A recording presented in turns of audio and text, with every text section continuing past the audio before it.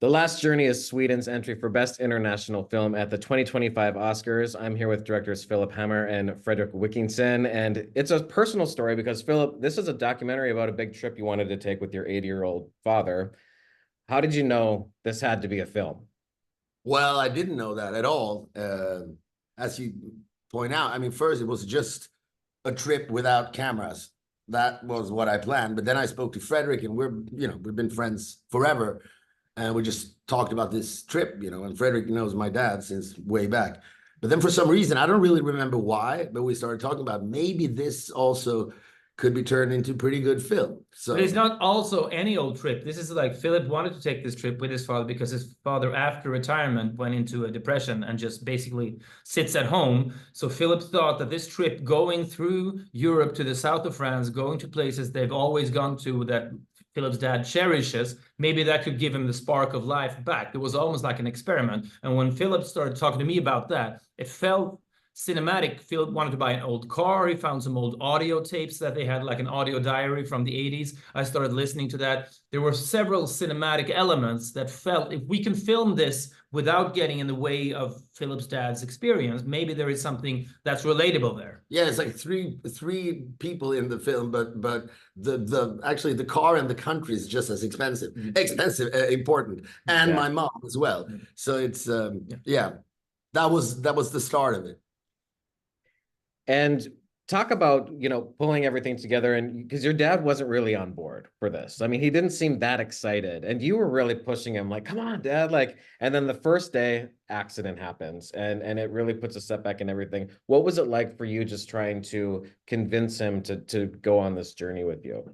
I think depression also comes with, apathy and also fear, usually, So my dad didn't, it's always when you're depressed and you're sitting in in his case, this Belgium recliner in my house, in the house where I grew up, he rather says no than yes. So it's a very limited comfort zone, right? I think that's typical of depression. So then me and, me more than Fredrik, because of course it's kind of awkward, or also Fredrik doesn't want to cross any line and force his friend's dad to do things. But I went first and foremost, I went through my mom, because she's the one spending all the time with him. So she says, he needs this, Philip. He needs this, Philip. And then it was like an successful operation by me and my mom. But I have to stress, of course, we wouldn't have done this if my dad didn't, appreciate it as well. It's just hard to get him going. Once he's in something, once he's doing something, he enjoys it. Yeah. And talk about how important it was to find these sort of audio diaries that he had kept, and Super 8 footage. That brought a lot to the film and gives us more of a look at what he was like in his youth. And it's interesting to see. One of my favorite lines in the movie is when you get to France, he says, France is exactly the same. The only thing that changed is me, which I thought struck a chord with me. But what was it like finding those tapes? Yeah, I mean, I found them, but then, to me, it was also Fredrik's eyes on them, I guess, or ears, because to me, it's like, this is insane. It's not, there's something poetic to these tapes and what he says, but it's a lot of just, we had dinner yesterday, that was 70 francs, and, whatever, some words, and he translated into French. It was like the whole, when the film is, contains, there's many components. Yeah, when I heard about these tapes, it's almost like you feel like Indiana Jones. You're gonna go for the treasure. You're gonna find family secrets. Something will be revealed. But to me, when I started listening to it, first, I was almost disappointed. But then there is a poetry to the whole everyday aspect of a family with limited means going to France and just like journalizing, whatever you want to call it, everything. Like, dinner was this, parking cost 3 francs, a little expensive, but still. And there was something so relatable about that. This is a very typical family, I think. Yeah, I think just in general, the whole film, I mean, obviously it's a very personal story, but a lot of us either have aging parents and maybe parents that, can't handle retirement that well, or, you're going to face it sooner or later. So, I mean, there are so many, I think, speaking of components in this film that are relatable. I mean, the fear of someone getting old and also not wanting to accept that, but also each family's little story, So this could be, I mean, my dad is eccentric, I have to say that, Otherwise, he wouldn't, we wouldn't probably have made this film, but still, I think every family have their story, and remember those moments where, your parents were at their happiest, or when you were at your happiest. But it's also funny. I mean, how did you balance the hearts and the humor so well? Like, what was the key there that you wanted to be able to show both sides?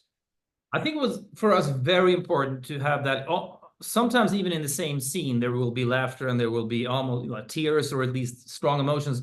Because to me, those feelings, nothing new to this, of course, but they elevate each other and complement each other. And I think a lot of documentaries, this is about a heavy topic like aging and decay, apathy, and ultimately death. But life is also like gallows humor and different ways of dealing with it. And we wanted that to be reflected in the film. So it doesn't just become one thing, because some documentaries have a weakness because they're so serious all the time. And of course, sometimes the topics, it demands that. But we felt this is in line with who this family is and who Filip's dad is. And comedy is always there, and humor. Where, even in a war zone, there is humor, and I understand that it might be hard to sort of integrate that in a film about, a Ukrainian city that it's bombed. But for us, there was like no choice really. And like Fredrik sometimes calls this film genre dissolving. It sounds very pretentious, but I think, it's different in that case. It is a documentary, but it plays a little bit like a feature, we think. And that's the reaction we get from people. Yeah. And you had said you wanted to mess with reality a little bit. What was the most fun way you messed with reality? Like when you think back on it, what was the most fun? Well, I think also because this film is about my dad, but it's also about a Francophile. I mean, all through my life, he stopped reading Swedish books 60 years ago. And, when I grew up, we only had French food at home, and he always romanticized France.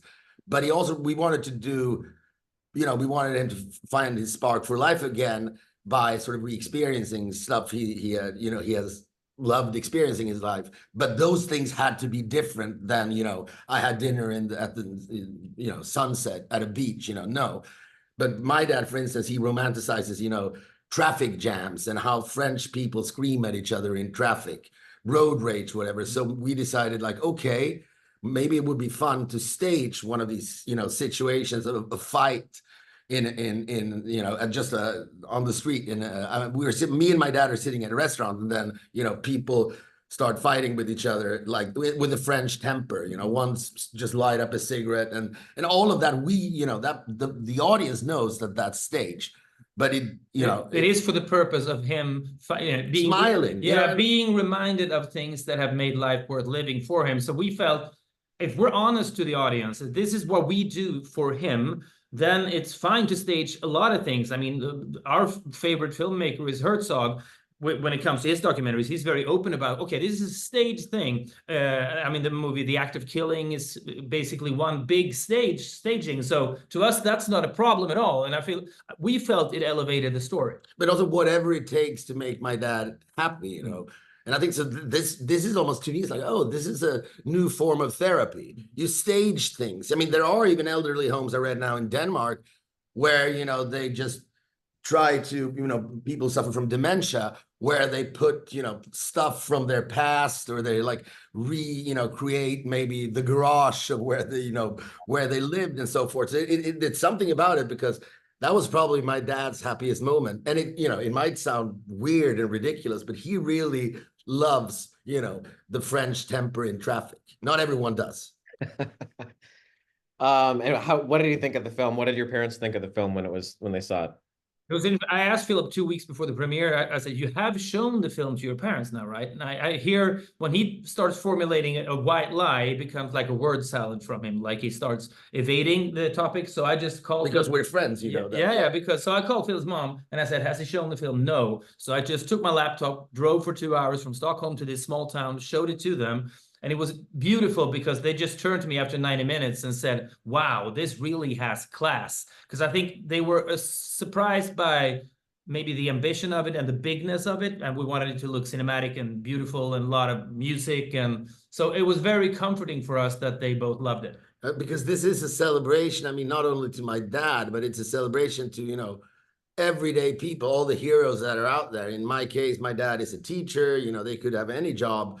And I think for that reason, we wanted to have this elevated touch to the film, where it's like, it almost, when you see it, when you listen to the score or whatever, it, you know, it's almost like, are they making a you know, a documentary about, you know, Jimmy Carter, whoever, maybe not, but it's a historical figure who hasn't happened. But to us, it's no, it's just this really short, regular, good human being from this small town.